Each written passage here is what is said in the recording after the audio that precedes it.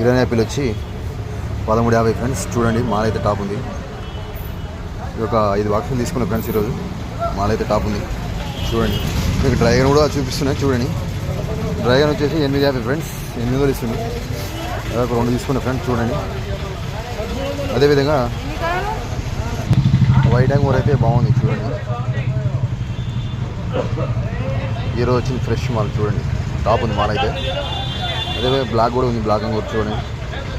Fresh mall బండి చూపిస్తున్నా చూడండి.